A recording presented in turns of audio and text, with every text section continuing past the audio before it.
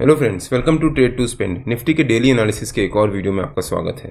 Hope आपने हमारा कल का डेली एनालिसिस का वीडियो देखा होगा, जिसमें हमने निफ्टी की आज की मूवमेंट के बारे में डिस्कस किया था और हमने क्लियरली मेंशन किया था कि पिछले 2 दिन से यानी मंडे को और ट्यूसडे को यानी कल निफ्टी एक छोटी सी रेंज के बीच में साइडवेज मोड में ट्रेड कर रहा है और हो सकता है निफ्टी में आज उस रेंज का ब्रेकआउट हो, और अगर निफ्टी ने उसका ब्रेकआउट दिया तो निफ्टी में बहुत अच्छी रिकवरी आ सकती है।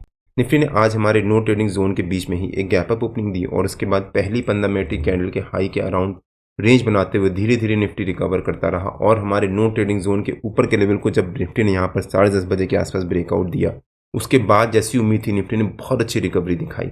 लेकिन बैंक निफ्टी आज प्रेशर में ट्रेड कर रहा था, जिसका असर निफ्टी में भी दिखा और फिर निफ्टी ने यहाँ पर रेंज बनाना शुरू कर दिया। जब निफ्टी यहाँ पर रेंज बना रहा था, उसके बाद निफ्टी ने यहाँ से फिर इस रेंज का ब्रेकडाउन दिया और शार्प फॉल दिखाने के बाद निफ्टी ने अपने 50 EMA के लेवल के अराउंड ही कहीं जाकर निफ्टी ने क्लोजिंग दी है।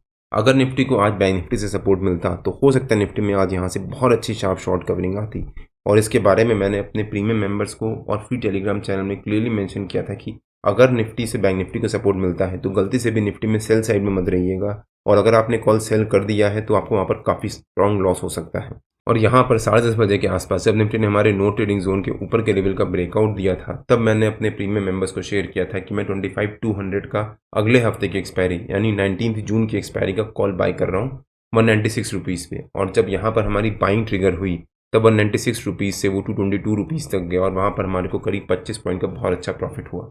आप यहाँ पे चेक भी कर सकते हैं, और इसके बारे में मैंने अपने प्रीमियम मेंबर्स को एडवांस में अपडेट भी किया था। अब निफ्टी ने यहाँ पर जब ब्रेकआउट दिया था तभी मैंने जाकर बाइंग क्यों करी थी, बिकॉज रिलायंस जो निफ्टी का एक हैवी वेट है वो आज काफ़ी स्ट्रॉन्ग ट्रेड कर रहा था और अपनी पोजीशन को होल्ड कर रहा था। मुझे उम्मीद थी कि आज रिलायंस निफ्टी को ड्रैग कर लेता, लेकिन बैंक निफ्टी ने निफ्टी को सपोर्ट नहीं किया, जिस वजह से निफ्टी में आज प्रॉफिट बुकिंग आई। तो हमने आज निफ्टी में सिर्फ एक ट्रेड लिया था, 25,200 का कॉल बाई किया था और वहाँ पर हमारे को 25 पॉइंट का अच्छा प्रॉफिट भी हुआ था। निफ्टी की आज की मूवमेंट के बारे में मैंने अपने कल के डेली एनालिसिस के वीडियो में डिटेल में डिस्कस किया था कि निफ्टी की आज की मूवमेंट कैसी रह सकती है और क्यों। अगर आपने हमारा कल का डेली एनालिसिस का वो वीडियो नहीं देखा है तो उसका लिंक मैंने डिस्क्रिप्शन में डाल दिया है और आपको ऊपर यहाँ पर आई बटन में मिल जाएगा। एक बार आप वो वीडियो जाकर जरूर देखिएगा। आज निफ्टी काफ़ी स्ट्रॉन्ग तरीके से ट्रेड कर रहा था, लेकिन बैंक निफ्टी थोड़ा सा प्रेशर में लग रहा था। अगर हम बैंक निफ्टी का चार्ट देखें एक बार, ये बैंक निफ्टी का 15 मिनट का चार्ट है और बैंक निफ्टी ने भी आज अपने 50 EMA के लेवल के पास जब ओपन किया, उसके बाद पहली 15 मिनट की कैंडल में शार्प प्रॉफिट बुकिंग दिखाई और फिर पहली 15 मिनट की कैंडल के लो से सपोर्ट लेना शुरू किया, अच्छी रिकवरी भी दिखाई, अपने 50 EMA के लेवल को ब्रेकआउट दिया, प्लस अपनी पहली 15 मिनट की कैंडल के हाई को भी ब्रेकआउट दिया। और उसके बाद जो बैंक निफ्टी का कल का यहाँ पर जहाँ बैंक निफ्टी ने रेजिस्टेंस लिया था उसके पास जाकर बैंक निफ्टी ने आज फिर रेजिस्टेंस लेना शुरू कर दिया। और जब बैंक निफ्टी यहाँ से रेजिस्टेंस ले रहा था तब मैंने अपने फ्री टेलीग्राम चैनल और प्रीमियम मेंबर्स को अपडेट किया था कि 56,720 के आसपास बैंक निफ्टी रेजिस्टेंस ले रहा है, और अगर बैंक निफ्टी उसको ब्रेक करता है तो गलती से भी निफ्टी में कॉल को सेल मत कर दीजिएगा, वेट कर लीजिएगा। हो सकता है निफ्टी में बहुत अच्छी शार्प शॉर्ट कवरिंग आए। बैंक निफ्टी ने यहाँ पर समहाउ ब्रेकआउट भी दिया 56,720 को, लेकिन उसके बाद वहाँ पर सस्टेन नहीं कर पाया। वहाँ से बैंक निफ्टी ने शार्प प्रॉफिट बुकिंग दिखाई, जिसका असर निफ्टी में भी दिखा और आज बैंक निफ्टी ने एक नेगेटिव क्लोजिंग ही दी है।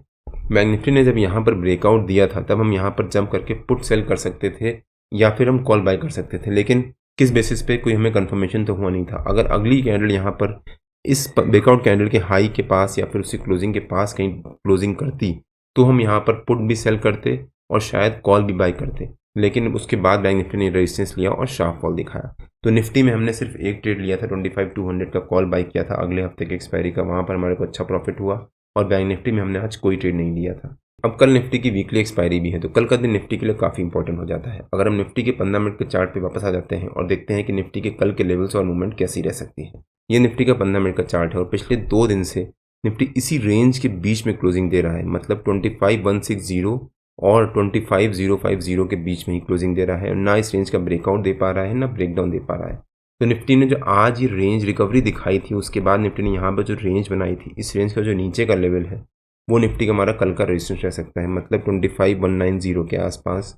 जो निफ्टी का आज का लो था वो निफ्टी का हमारा कल का सपोर्ट रह सकता है, मतलब 25,080 के आसपास।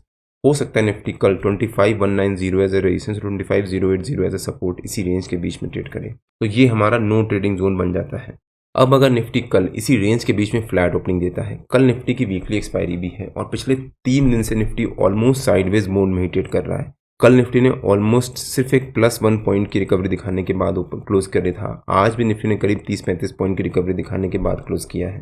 अगर निफ्टी कल इस फ्लैट ट्रेड को कंटिन्यू करता है और इसी रेंज के बीच में एक फ्लैट ओपनिंग दे देता है, तब यहाँ पर जंप करके कॉल या पुट कुछ बाय मत कर लीजिएगा, वेट करिएगा। अगर निफ्टी ने जो पहली 15 मिनट की कैंडल बनाई, अगर निफ्टी ने जो पहली 15 मिनट की कैंडल बनाई और सेकंड 15 मिनट की कैंडल भी पहली 15 मिनट की कैंडल के बीच में ही बना दी, तब हम यहाँ पर जाकर कॉल भी सेल करेंगे और पुट भी सेल करेंगे। कौन सी स्ट्राइक प्राइस का और कौन सी एक्सपायरी का सेल करना है उसके बारे में मैं अपने प्रीमियम मेंबर्स को अपडेट कर दूंगा। और जब तक निफ्टी इस पहली 15 मिनट की कैंडल के हाई और लो के बीच में ट्रेड करता रहेगा, तब तक हम इस पोजीशन को होल्ड करेंगे। और जब निफ्टी इस पोजीशन से एग्जिट लेगा या फिर मान लीजिए निफ्टी ने ऊपर की तरफ ब्रेकआउट दिया, तब हम कॉल से एग्जिट हो जाएंगे और पुट को होल्ड करेंगे। और अगर ब्रेकडाउन दिया, तब हम पुट से एग्जिट हो जाएंगे और कॉल को होल्ड करेंगे। कल अगर निफ्टी फ्लैट ओपनिंग देने के बाद रेंज बनाता है और प्रीमियम डीके होता है, तो हो सकता है निफ्टी में वहाँ पर प्रीमियम डीके का हमारे को अच्छा प्रॉफिट हो। और जब निफ्टी इस रेंज का ब्रेकआउट देगा और वहाँ पर सस्टेन कर जाएगा, और बैंक निफ्टी ने भी निफ्टी को सपोर्ट कर दिया, पिछले 3 दिन से बैंक निफ्टी काफ़ी प्रेशर में ट्रेड कर रहा है, और अगर बैंक निफ्टी से भी निफ्टी को सपोर्ट मिल गया, तो हो सकता है निफ्टी में कल एक बहुत अच्छी शार्प शॉर्ट कवरिंग आए। लेकिन अगर निफ्टी ने कल एक गैप डाउन ओपनिंग ही दे दी हमारे सपोर्ट के पास या उसके नीचे, तो हो सकता है निफ्टी फिर वहाँ पर सस्टेन करे, और अगर निफ्टी में सस्टेन कर गया, तब निफ्टी में फॉल आने के चांसेस हैं। और जो निफ्टी का 200 EMA का लेवल है 15 मिनट के चार्ट पे 24960 के आसपास, वो निफ्टी का हमारा पहला हॉल्ट रह सकता है। 24960 के पास निफ्टी ने यहाँ भी काफ़ी अच्छी रेंज बनाई थी, एक सपोर्ट लिया था और उसके बाद बहुत अच्छी रिकवरी दिखाई थी।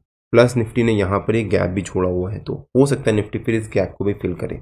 लेकिन अगर निफ्टी ने गैप डाउन ओपनिंग देने के बाद यहाँ से तुरंत रिकवरी दिखा ली और यहाँ सस्टेन कर गया हमारी रेंज के बीच में, तो हो सकता है निफ्टी फिर इसी रेंज के बीच में साइडवेज मोड में ट्रेड करता रहे।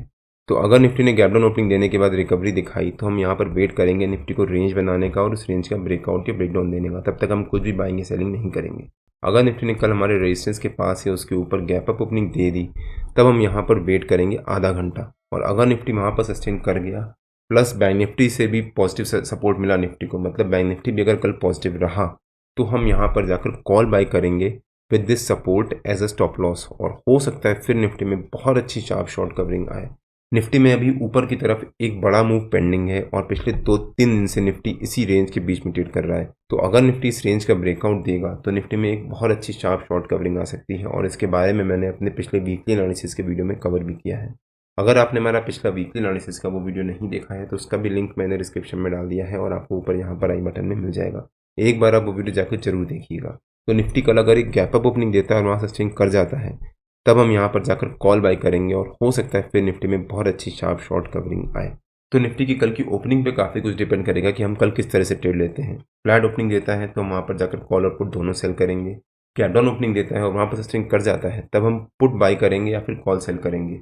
लेकिन अगर गैप अप ओपनिंग देता है और वहाँ पर सस्टेन कर जाता है, तब हम जाकर कॉल बाय करेंगे और हो सकता है हम पुट सेल करें। कौन सी स्ट्राइक प्राइस का और कौन सी एक्सपायरी का बाय और सेल करना है, उसके बारे में मैं अपने प्रीमियम मेंबर्स को अपडेट कर दूंगा। निफ्टी और बैंक निफ्टी के जो भी लेवल्स होते हैं वो रेगुलर बेसिस पे मैं अपने फ्री टेलीग्राम चैनल में पोस्ट करता रहता हूँ। अगर आपने मेरा फ्री टेलीग्राम चैनल ज्वाइन नहीं किया है, तो उसका लिंक मैंने डिस्क्रिप्शन में डाल दिया है, और आप मेरे को टेलीग्राम में ट्रेड टू स्पेंड नाम से सब्सक्राइब ज्वाइन कर सकते हैं। अगर आपको वीडियो अच्छा लगा हो तो please like, share and subscribe, और बेल आइकन जरूर हिट कर लीजिएगा, सो दैट मैं जब भी अपना अगला वीडियो पोस्ट करूँ आपको नोटिफिकेशन आ जाए। कल मार्केट में मिलते हैं। टिल देन जय श्री राम एंड जय हिंद।